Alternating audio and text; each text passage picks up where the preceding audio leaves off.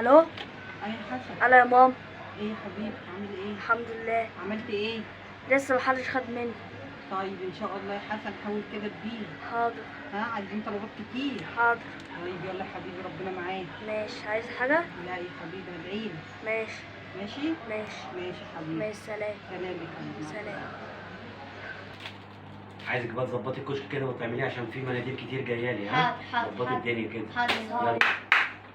عليكم السلام. انا كان معايا شكل شغل بوزعها. إيه؟ معايا شكل شغل بوزعها في المنطقة. طب معايا بعدين بونبونات وريها لنا. استني، شغل ايه؟ شغل ايه؟ معايا بونبونات بنص، شوكولاتات بنص، صار 2 جنيه. انت بياع يعني؟ اه. خليه ده هو خلاص يوريها لنا. هو شكله عامل ايه كده؟ ايه ده؟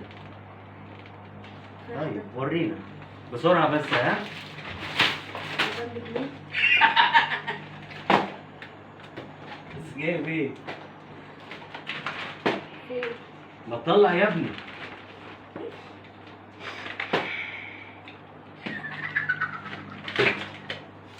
وبعدين يلا ورينا بتضحك عليا يا بابا، بتضحك عليا يا بابا. بس حضرتك بتهزر معايا. انا بضحك لبنتي. اخلص اخلص اخلص عشان في مناديب جايه. اخلص في اخلص. ايه هو ده اللي معاك؟ معاك حاجه تانية؟ في معايا حاجات تانية. طب يلا انجز. طب انت وريني. بارد ليه كده؟ اخلص. بابا افتكرت يعني حضرتك بتهزر يعني ما لازم اعمل، لازم احتقر الناس دي، لازم اعمله بحقاره كده. لازم. انت مالك انت؟ في بقى الناس حاجات تعبانه كلها تحت السلم. دي. حاجات تحت السلم. لا، حلو. ده بكام؟ ونص. ده بنص جنيه؟ اه.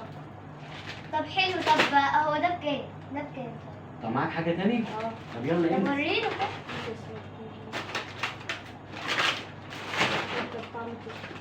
الحاجات كلها. حاجات حلوه.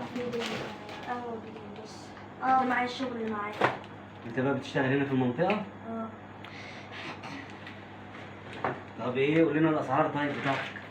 دي ب 65 عشان علي صوتك يا بابا عشان انا مش سامعك. علي صوتك. 65 عشان 72. ايه؟ 65؟ اه. حلو اتكل على الله يا ابني، لم حاجتك. حضرتك بتكلمني كده ليه؟ يا بابا لما تحب تشتغل يا حبيبي اكيد تشتغل. بتهزر معايا صح؟ لا ما بهزرش معاك، بهزر معاك بص بص حضرتك البنطلون دمك بتاعه خفيف مقطوع أوي. ازاي؟ البنطلون بتاعه مقطوع. انت شحات، انت سارق الحاجات دي يلا. ها؟ انت سارقهم؟ طيب عشان خاطر بنتي بس، عشان هي متأثرة بالموقف بتاعك، انا هاخد الحاجات دي كلها ب 100 جنيه. لا، ده إيه؟ دي الحاجات دي دول دي اصلا يجوا 100 جنيه. ليه؟ انت ما جوه في المخزن عندنا الحاجة. ماشي. اخلص. هتاخد 100 جنيه ولا مش هتاخد 100 حبيبي، جنيه؟ طب حبيبي. يلا تمشي من هنا يلا. يلا حضرتك كلمني باسلوب عادي طيب. اطلع بره، لا احسن البسك انا تهمة. عايز بابا يحب يهزر. ما بقول يعني. لا هو البيع كده، تاخد الحاجة ب 100 جنيه بنص التاني ولا مش هتاخد؟ حبيبي حضرتك بتكلمني كده ليه؟ حضرتك بتكلمني كده ليه؟ لا ما انا طفل صغير برضه، حضرتك ما تكلمنيش يعني بالطريقه دي. حضرتك عايز ولا مش عايز؟ لا مش عايز، انا كنت اساسا عندي شغل كتير. اصل صاحب المحل مش هنا، اصله جاي بالليل صلي العشاء وتعالى.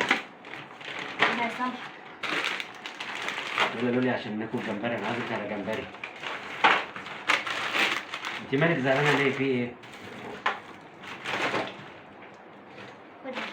يلا يا بابا اخلص. يلا عشان في مندوب جاي دلوقتي هاخد منه شويه حاجة. صاحب الكشك مش هنا. خلاص يا بابا خلاص وهو ماشي. الو. اي حسن. انا يا ماما. ايه يا حبيبي عملت ايه؟ واحد طلعت له الشغل كله وما خدش مني، كان بيكلمني اسلوب وحش. ليه بيكلمك باسلوب وحش؟ افتكرت انا بيهزر، رحت ضحكت معاه فقال لي بكلمني اسلوب عادي وانا ما عملتلوش حاجه. طيب معلش يا حبيبي معلش، ما انت هتقابل ناس كده بالشكل ده. حسبي الله ونعم الوكيل. معلش يا حبيبي معلش، ان شاء الله ربنا هيرزقك. حاضر. ماشي سلام يا حبيبي سلام. سلام. بابا على فكرة زعلان منك عشان انت ضايقت الولد. ثواني عشان بعمل شغل. طب انا بكلمك. طب حاجة اهم من الشغل. في حاجه اهم من الشغل؟ ايه اللي اهم من الشغل؟ عشان انت ضايقت الولد وحدفت له الحاجة ورميتها له. انا بقول له هشتري الحاجه منك كلها ب 100 جنيه كده، انا غلطت؟ مفيش حاجة اسمها كده. مش انت بتشوفيني يا بنتي ببيع الحاجه ب 50 قرش وبجنيه وبيطلع منها؟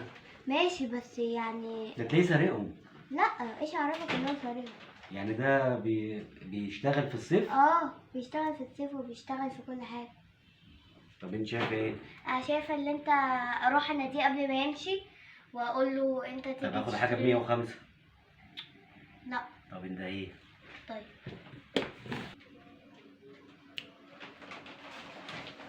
اهو يا بابا ده. حضرتك عايز ايه؟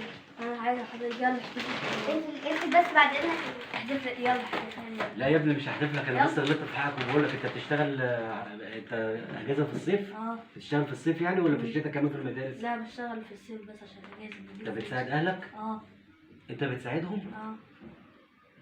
طب انا اسف يا ابني، حقك عليا، انا افتكرتك وماشي على رجلي وحضرتك قاعد في التكييف وانا حضرتك بتحتفل بالحاجة.